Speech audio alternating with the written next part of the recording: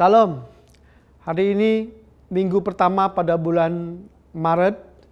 Kita biasanya ada perjamuan, nanti dipersiapkan roti dan anggur di rumah masing-masing tentunya.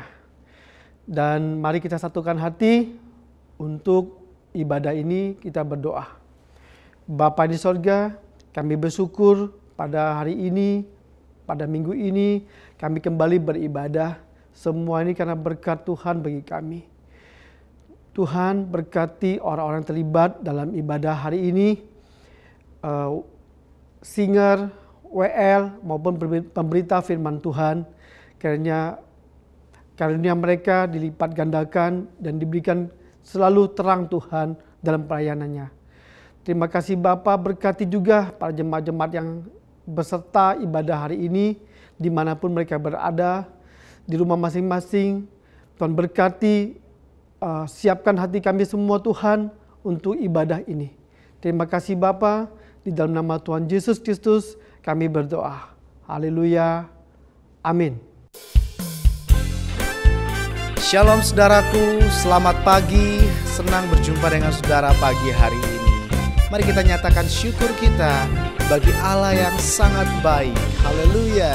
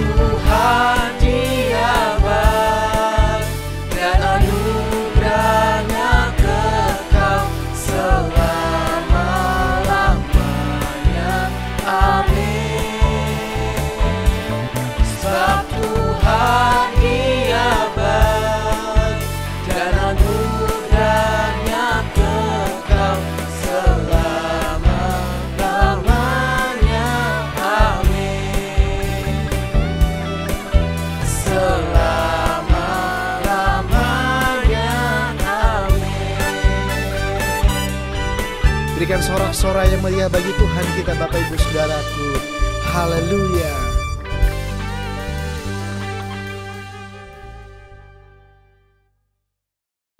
Engkau Allah yang sangat baik dalam hidup kami ya Tuhan. Pagi hari ini kami rendahkan hati kami di hadapan-Mu. Kami rindukan hadirat-Mu. Kami rindukan lawatan-Mu bekerja dalam hidup kami. Terima kasih Tuhan. Kami bersyukur. Mari bersama kita katakan saudaraku.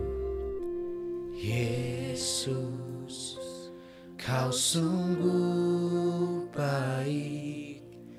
Yesus, nama-Mu indah. Yesus, ku cinta Kau selalu. Ku tinggikan, ku agungkan selamanya. Yesus, Kau sungguh baik. Yesus, nama-Mu indah.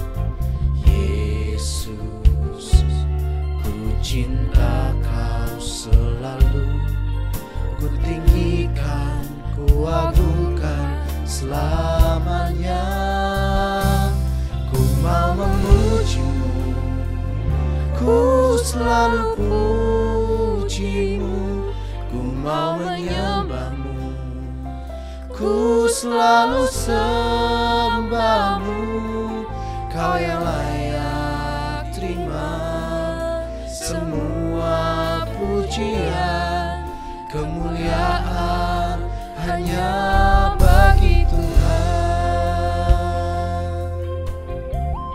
Bersama-sama kita katakan saudaraku. Yesus, Kau sungguh baik. Yesus, nama-Mu indah. Yesus, ku cinta Kau selalu. Ku tinggikan, ku agungkan selamanya. Ku mau memuji-Mu, ku selalu puji-Mu. Ku mau menyembah-Mu, ku selalu sembah-Mu. Kau yang layak terima semua pujian, kemuliaan hanya bagi Tuhan. Ku mau memuji-Mu, ku selalu puji-Mu. Ku mau menyembah-Mu, ku selalu sembah-Mu. Kau yang layak terima semua pujian, kemuliaan hanya bagi Tuhan. Semua kemuliaan dan keagungan tertuju padamu, Tuhan dan Bapa.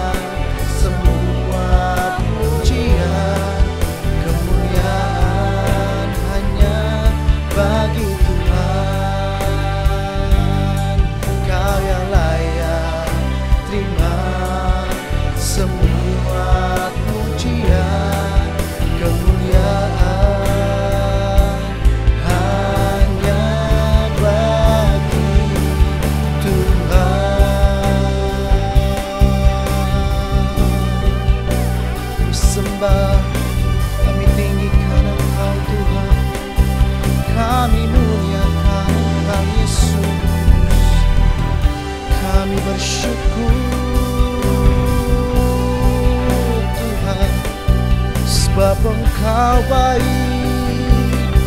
Mari sama-sama angkat sembahmu saudaraku. Dia yang layak ditinggikan pagi hari ini.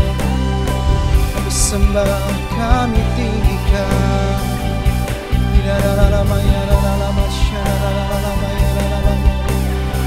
Engkau layak ditinggikan Tuhan, Engkau yang layak. Kami sembah Engkau Yesus, kami sembah, kami tinggikan. Besar perbuatan tangan Tuhan, kami sembah Engkau Yesus Tuhan. Kami menyembah-Mu Yesus, hati kami limpah dengan ucapan syukur. Terima kasih Tuhan. Dan kami siap mendengarkan firman-Mu pada pagi hari ini. Hanya di dalam nama Tuhan Yesus kami berdoa dan bersyukur. Setiap kita yang percaya bersama-sama kita katakan amin. Haleluya. Shalom saudara sekalian, Bapak dan Ibu yang saya kasih di dalam Tuhan. Hari ini saya akan berbicara tentang sikap hidup teladan Kristus. Saya ambil di dalam Kolose 3 ayat 12 sampai 13. Firman Tuhan berbunyi demikian. Karena itu, sebagai orang-orang pilihan Allah yang dikuduskan dan dikasihinya, kenakanlah belas kasihan, kemurahan, kerendahan hati, kelemah lembutan, dan kesabaran. Sabarlah kamu seorang terhadap yang lain, dan ampunilah seorang akan yang lain apabila yang seorang menaruh dendam terhadap yang lain, sama seperti Tuhan telah mengampuni kamu. Kamu berbuat jugalah demikian. Kita harus menyadari bahwa tujuan Allah untuk umat manusia di muka bumi ini bukan hanya sekedar memberikan berkat, bukan hanya sekedar bicara tentang materi atau kelimpahan bahkan kekayaan. Kita harus menyadari bahwa hidup ini harus selaras sesuai dengan teladan Yesus Kristus. Kita juga harus membuktikan bahwa dunia memahami kita sebagai anak-anak Tuhan dan kita harus memiliki karakter seperti Kristus. Dan melalui karakter Kristus yang ada dalam diri kita ini, kita dapat menggarami dunia yang mulai tawar dan dapat menerangi dunia yang semakin gelap. Jadi Bapak Ibu Saudara sekalian, mengiring Tuhan, sekali lagi saya tekankan, bukan hanya bicara tentang berkat, tetapi bicara tentang bagaimana kita mengadopsi karakter Kristus bagi kita dan kita bisa bagikan semua orang. Mari bagian kita sebagai umat pilihan Tuhan, kita harus membagikan karakter-karakter ilahi supaya orang-orang yang kita temui ini benar-benar mereka juga menemukan Tuhan, mereka menemukan kasih Tuhan. Baik Bapak Ibu, kalau begitu kita harus belajar sikap apakah yang harus kita teladani di dalam pribadi Yesus Kristus. Dari sesuai ayat yang kita baca mungkin hanya 2 poin saja, yaitu yang pertama rendah hati dan yang kedua kesabaran. Mari kita buka di dalam Matius 23 ayat 12. Dan barang siapa meninggikan diri, ia akan direndahkan. Dan barang siapa merendahkan diri, ia akan ditinggikan. Perlu kita sikapi di dalam mengikuti teladan pribadi Yesus, yaitu kerendahan hati. Rendah hati adalah sesuatu hal yang sangat penting. Di dalam bahasa Latin, rendah hati itu disebut dengan humilitas. Kata ini berasal dari kata humus yang artinya tanah. Dan pengertiannya ini sangat luar biasa. Kita harus menyadari bahwa kita adalah ciptaan Tuhan. Dan asal-usul kita hanyalah debu dan tanah. Dan kita harus mengenalkan diri kita kepada Sang Pencipta, Sang Khalik, yaitu pribadi Tuhan sendiri. Sadarilah bahwa setiap manusia itu berasal debu dan tanah. Tidak memiliki apa-apa yang dapat kita banggakan. Maaf bicara kalau hari-hari ini mungkin kita hidup dalam sebuah kelimpahan, kekayaan.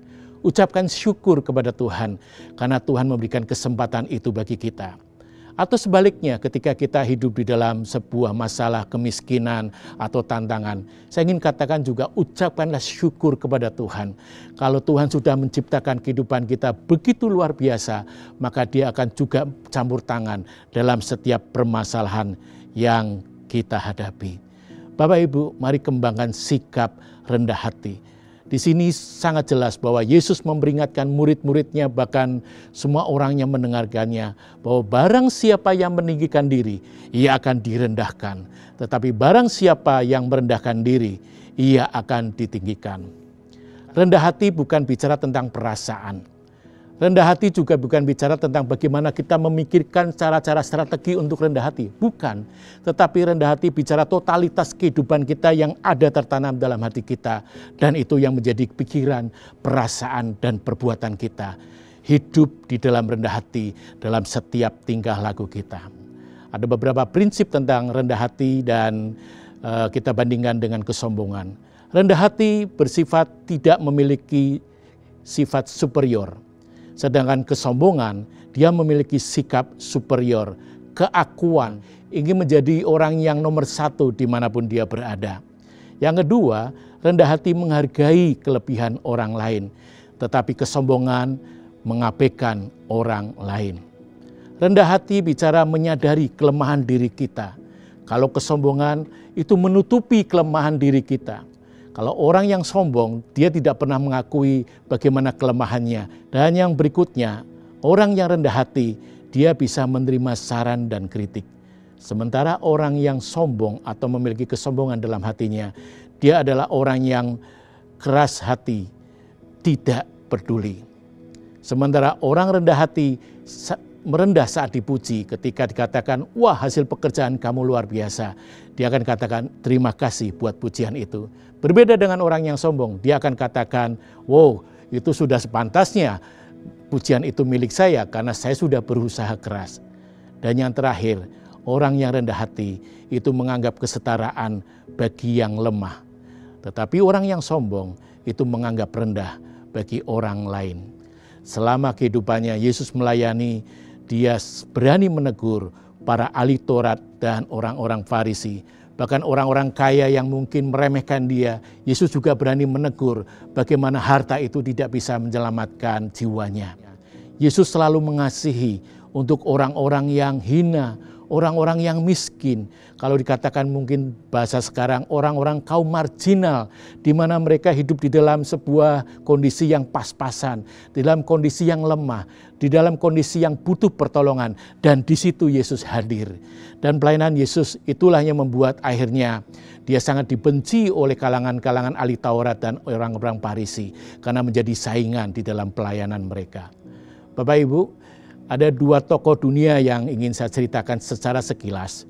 Bagaimana mereka akhirnya meninggal dunia ketika mereka mulai sombong, bahkan mereka berani melawan Tuhan. Yang pertama yaitu yang bernama Tancredo Neves. Dia adalah seorang presiden yang terpilih di Brasil. Dia katakan, tidak ada satu orang pun yang bisa menurunkan dia, membatalkan pelantikan, termasuk Tuhan. Dan Bapak Ibu tahu, sehari sebelum pelantikan calon presiden Tancredo Neves, dia tiba-tiba meninggal dunia. Yang kedua, kita juga tahu ada satu nama artis yang terkenal, Cazuza, yaitu artis Brasil yang meninggal dunia di usia muda. Pada saat dia menempati posisi popularitas yang sangat tinggi, pada posisi puncaknya, dia melecehkan Tuhan di hadapan para fansnya ketika dia mengadakan konser musik. Apa yang dia lakukan Bapak Ibu sekalian? Dengan bangganya dia merokok dan asap rokoknya dikeluarkan dan dia menengadah ke atas dan dia katakan dengan suara yang keras melalui mic dan dia berkata, Tuhan, asap rokok ini aku persembahkan kepada Engkau. Bapak Ibu, tidak lama dari situ maka Cazuza mengalami sebuah penyakit yang sangat kronis. Dia mengalami kanker di paru-parunya. Dan di usia yang sangat muda, dia meninggal dunia. Bapak Ibu sekali lagi, kesombongan adalah musuhnya Tuhan. Ketinggian hati Tuhan tidak menyukai. Mari kita mengoreksi diri kita. Ada di posisi mana hati kita? Apakah kita tetap menjaga kerendahan itu atau suatu saat kita merebut kemuliaan Tuhan sehingga kita masuk di dalam sebuah kesombongan. Saya berharap dengan firman Tuhan ini mari kita menyadari bahwa apapun yang kita miliki semuanya bersumber daripada Tuhan. Siapakah diri kita ini? Mari rendahkan hati kita di hadapan Tuhan. Dan Bapak Ibu, selanjutnya, bagaimana ciri-ciri orang yang rendah hati? Yang pertama, di dalam Yeremia 9 ayat 23 sampai 24, firman Tuhan begini. Beginilah firman Tuhan, janganlah orang bijaksana bermegah karena kebijaksanaannya. Janganlah orang kuat bermegah karena kekuatannya. Janganlah orang kaya bermegah karena kekayaannya. Tetapi siapa yang bermegah, baiklah bermegah karena yang berikut, bahwa ia memahami dan mengenal aku, bahwa akulah Tuhan yang menunjukkan kasih setia, keadilan dan kebenaran di bumi, sungguh semuanya itu kusukai. Demikianlah firman Tuhan. Ciri orang yang rendah hati yang pertama, dia mengenal pribadi Tuhan dan memuliakan namanya. Seluruh aspek kehidupan dia ketika dia menyadari disitulah ada kehadiran Tuhan yang menguasai hidupnya, maka seluruh apapun yang dia lakukan hanya untuk kemuliaan bagi nama Tuhan.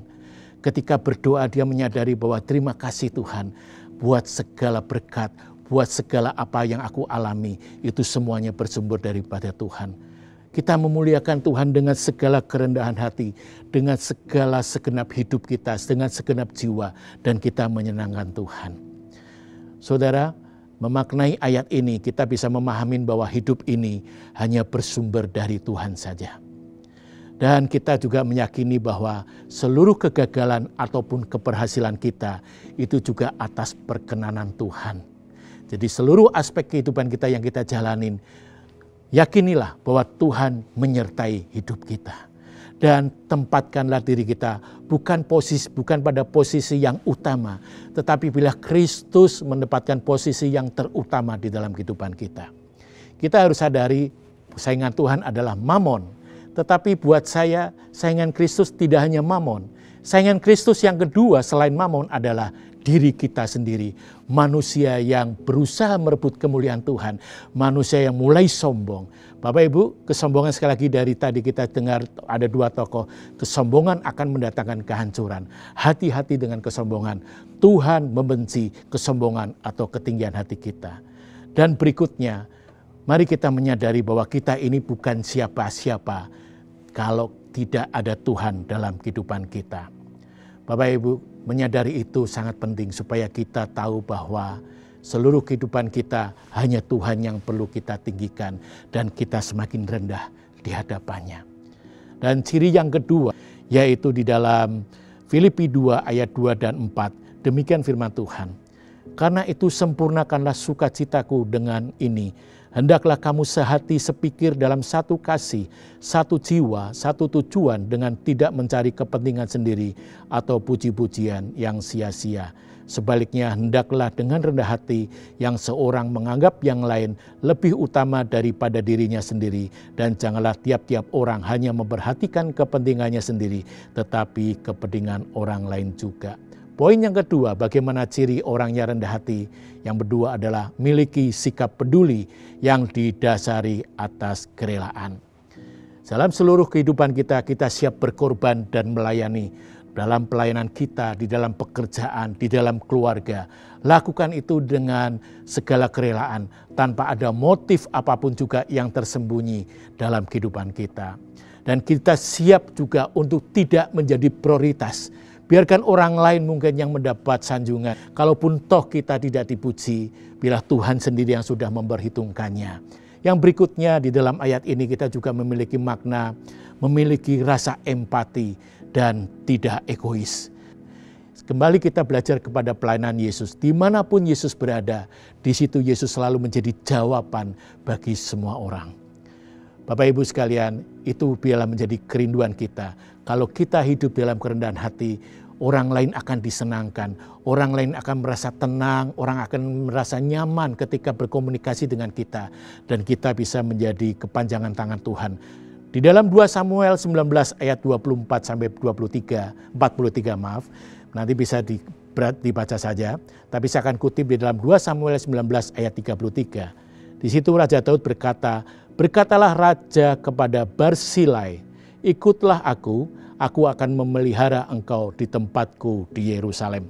Bapak Ibu, tokoh Barzilai kurang populer kalau di dalam Alkitab karena hanya satu kejadian dan itu tertulis di dalam kitab Samuel. Tetapi kita tahu kalau tidak karena pelayanan kerendahan hati yang dilakukan oleh Barzilai, mungkin Daud sudah tidak bisa menjadi raja. Bapak Ibu, jadi ceritanya begini, secara sekilas saya ceritakan.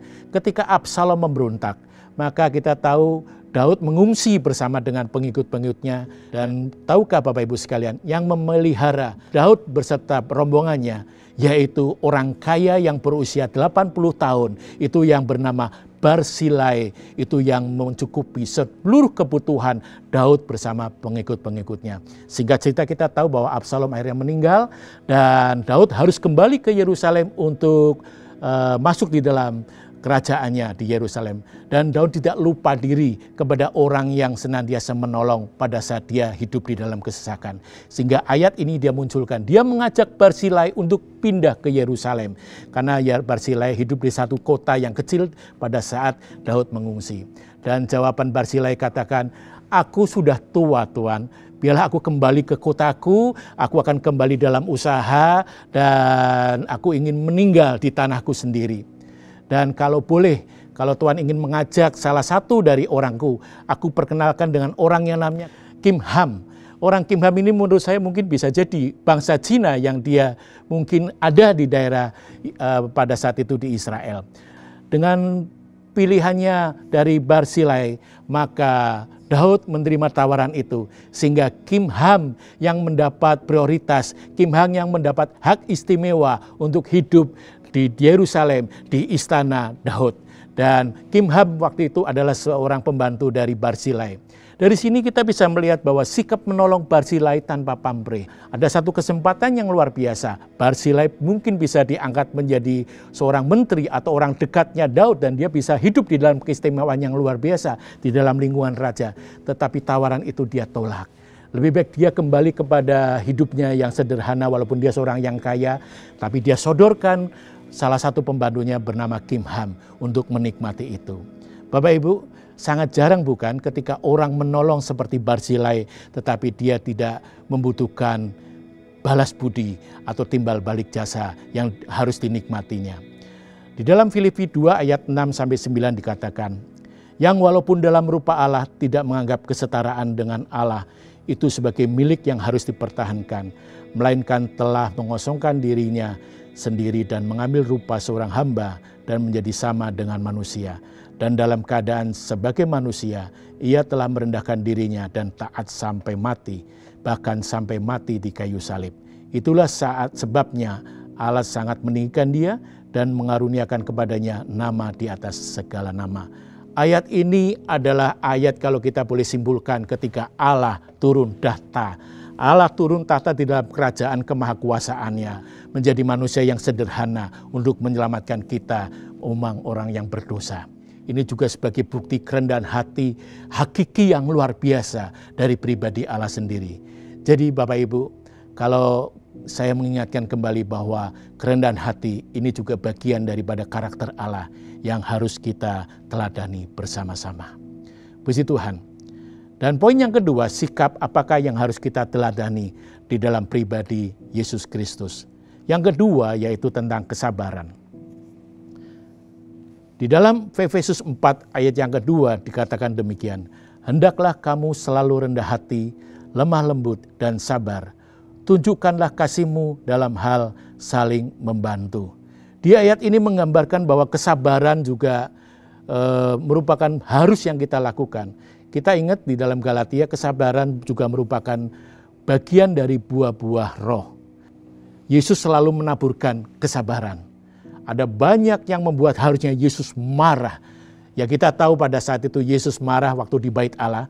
Tetapi selebihnya Yesus harus menelan yang namanya segala amarah itu diredam.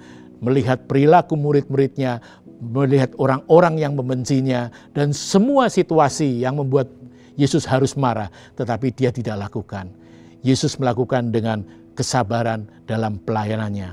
Dan ini membuktikan bahwa kesabaran Tuhan itu sudah sempurna yang dia lakukan bagi kita semua. Bapak Ibu, mengapa kita harus menjadi orang-orang yang sabar? Mengapa kita harus menghidupi kata sabar? Karena sabar ini sebetulnya mudah diucapkan tetapi susah untuk dilakukan. Seiring dengan firman Tuhan kita akan pelajari makna arti kata sabar. Yang pertama, mengapa kita harus menjadi orang-orang yang sabar? Karena yang pertama, Allah memperhitungkan orang-orang yang sabar. Di dalam 1 Timotius 1 ayat 16, demikian firman Tuhan. Tetapi justru karena itu aku dikasihani, agar dalam diriku ini sebagai orang yang paling berdosa, Yesus Kristus menunjukkan seluruh kesabarannya. Dengan demikian aku menjadi contoh bagi mereka yang kemudian percaya kepadanya dan mendapat hidup yang kekal. Kesabaran adalah teladan hidup dari Tuhan yang harus kita bagikan bagi semua orang. Kesabaran juga merupakan salah satu sifat pribadi Allah. Dan kesabaran menjadi dasar hidup untuk masuk di dalam hidup yang kekal. Bapak Ibu bisa bayangkan seandainya Allah tidak memiliki kesabaran atau panjang sabar dalam sumber hidupnya. Mungkin kekekalan itu buat kita hanya merupakan impian. Tetapi kita tahu bahwa kasih Allah itu panjang sabar dengan luar biasa. Maka kita selalu mendapatkan sebuah kesempatan yang luar biasa. Bapak Ibu, seringkali kesabaran sirna mungkin di dalam keluarga kita. Seorang suami selalu marah-marah kepada istri. Atau istri marah kepada suami. Mari kita pelajari bersama. Bila kesabaran itu juga kita adopsi dimanapun kita berada. Baik di dalam pelayanan, di dalam pekerjaan, di dalam keluarga. Dan kita lakukan kesabaran itu. Karena bukan karena kita bisa atau mampu. Tetapi karena kita meneladani karakter Kristus yang ada dalam kehidupan kita. Yang kedua, melalui kesabaran kita juga dapat mengampuni bagi semua orang. Di dalam Kolose 3 ayat 13 demikian firman Tuhan. Sabarlah kamu seorang terhadap yang lain dan ampunilah seorang akan yang lain. Apabila yang seorang menaruh dendam terhadap yang lain, sama seperti Tuhan telah mengampuni kamu, kamu perbuat jugalah demikian.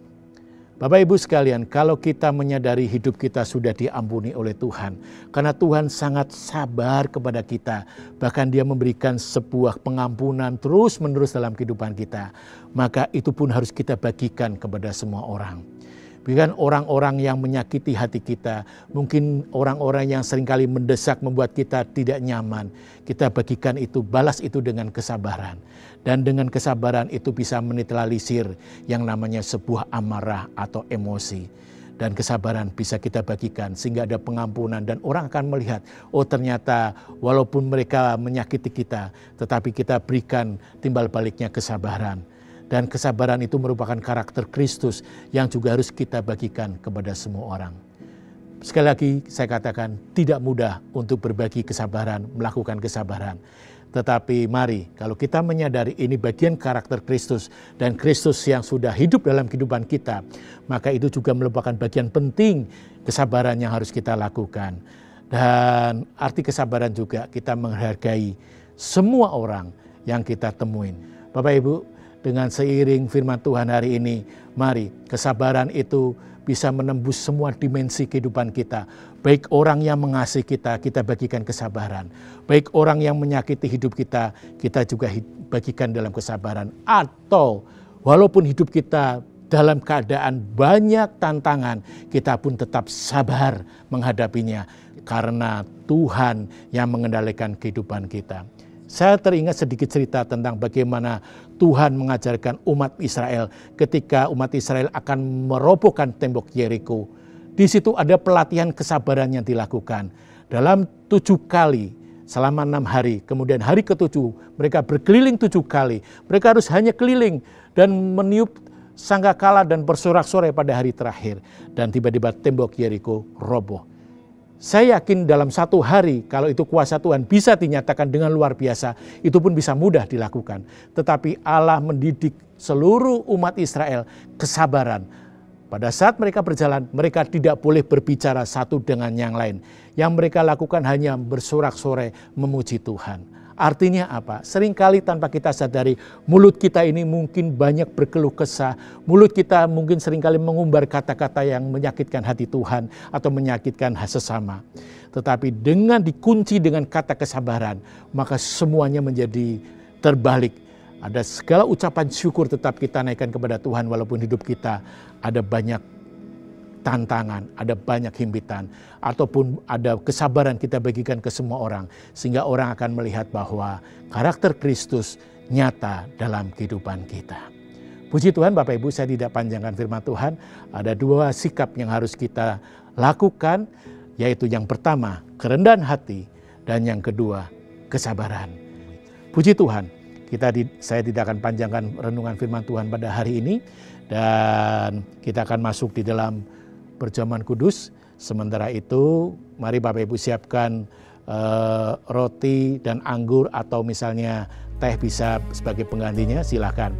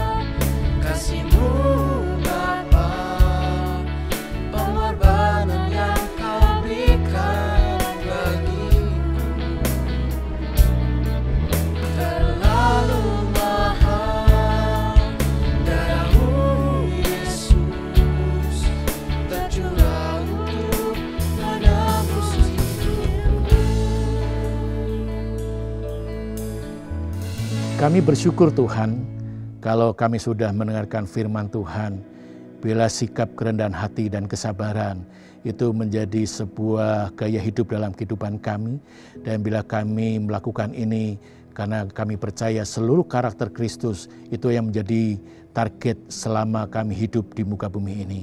Bila kami menjadi saksi dimanapun Engkau berada melalui perbuatan kami, melalui karakter kami. Tuhan sekali lagi ampuni kami ketika kami seringkali dalam pengiringan kepada Tuhan hanya bicara tentang berkat materi, berkat kelimpahan, berkat kesehatan, berkat kekayaan. Hari ini kami diajar untuk bagaimana kami mengucap syukur karena berkat ilahi melalui karakter Kristus yang kami lakukan. Terima kasih Tuhan buat teladan Kristus yang sudah sempurna dalam kehidupan kami. Engkau memimpin kami, sebentar lagi kami akan masuk di dalam perjamuan kudus.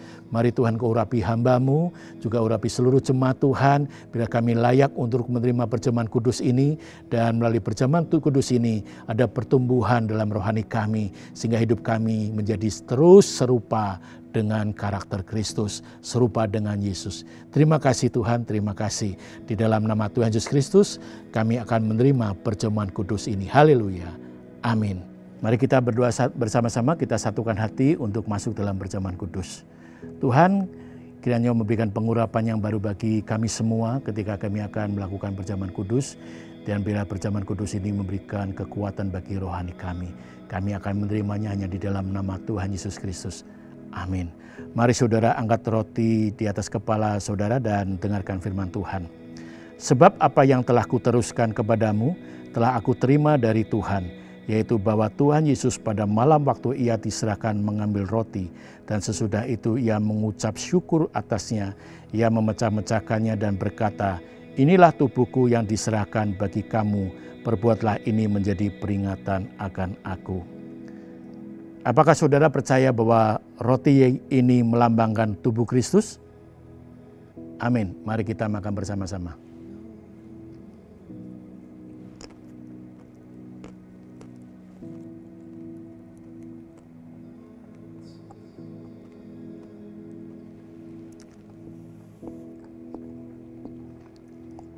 Mari kita angkat cawan anggur ini tinggi-tinggi di atas kepala kita.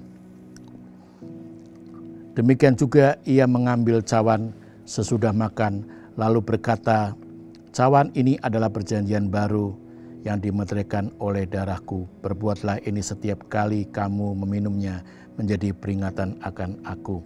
Sebab setiap kali kamu makan roti dan minum cawan ini, kamu memberitakan kematian Tuhan sampai Ia datang. Apakah saudara percaya bahwa anggur ini melambangkan sebagai darah Kristus? Amin. Mari kita minum bersama-sama.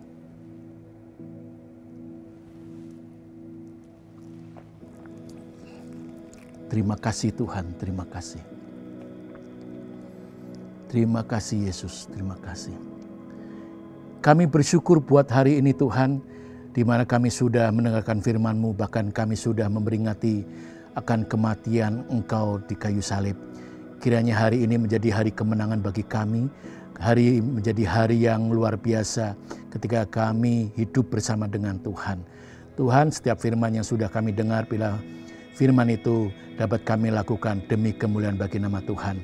Ya, sikap kerendahan hati dan kesabaran itu selalu ada dalam kehidupan kami. Terima kasih Tuhan, hanya di dalam nama Tuhan Yesus Kristus kami sudah berdoa dan mengucap syukur. Haleluya. Amin. Shalom Bapak Ibu, kita bersyukur hari ini kita sudah selesai beribadah. Kita bersyukur karena kita juga diberikan kesempatan untuk makan tubuh dan minum darah Kristus lewat perjamuan kudus. Dan saya terlalu percaya bahwa apa yang kita lakukan memberikan kekuatan kepada kita semuanya. Saya menyampaikan beberapa hal, mari tetap semangat. Lalu perhatikan kita juga jangan lupa memberikan persembahan lewat transfer maupun lewat M-Banking Bapak Ibu saya beri untuk hormat dan kemuliaan nama Tuhan. Mari kita berdoa dan mengakhiri ibadah kita hari ini. Bapa, kami bersyukur karena Tuhan baik. Terima kasih buat penyertaan-Mu dalam ibadah kami. Dan kami percaya semua kami, seluruh sidang jemaat-Mu, walaupun kami masih ibadah di rumah kami masing-masing, tapi kami percaya kami diberkati Tuhan. Kami sudah makan tubuh dan minum darah-Mu lewat perjamuan kudus, dan itu membawa kekuatan secara rohani dalam hidup kami. Kami yang lemah dikuatkan, kami yang susah dihibur, kami yang mengalami pergumulan dibuka jalan oleh Tuhan. Berkati para pembina rohani kami, menyerahkan Om Julius, Tante Julia sekeluarga. Tuhan Yesus memberkati, Pak Ruby Nadi, Bu Lena dan keluarga besar diberkati, Pak Suito dan Bu Eti, dan seluruh pelayan Tuhan, pengurus GBI Betel Harapan Indah, sidang jemaat-Mu di tempat ini diberkati. Terima kasih dan pada akhirnya kami berdoa buat bangsa dan negara kami. Mari Bapak berkati Indonesia, sehingga vaksin yang sudah diberikan kepada masyarakat, itu juga dapat memberikan pertolongan. Terima kasih buat anugerah-Mu dan kalau sebentar kami mengakhiri ibadah kami hari ini, kiranya Tuhan memberkati kami semua. Sidang jemaat, mari angkat kedua tangan, siapkan hati dan terimalah berkat dari Tuhan. Tuhan memberkati rumah tanggamu, Tuhan memberkati pekerjaanmu, Tuhan memberkati keuanganmu, Tuhan memberkati kesehatanmu, dan Tuhan memberkati pertumbuhan rohanimu. Sekarang, terimalah berkat daripada Allah Bapa, cinta kasih dalam Tuhan Yesus Kristus, dan melalui persekutuan yang indah dalam kuat kuasa Roh Kudus, tinggal tetap menyertai kita mulai hari ini sampai Maranatha, Yesus Kristus datang pada kali yang kedua menjemput kita di awan yang permai. Yang percaya dan sudah diberkati Tuhan, mari katakan bersama, amin. Shalom, Tuhan berkati kita semuanya.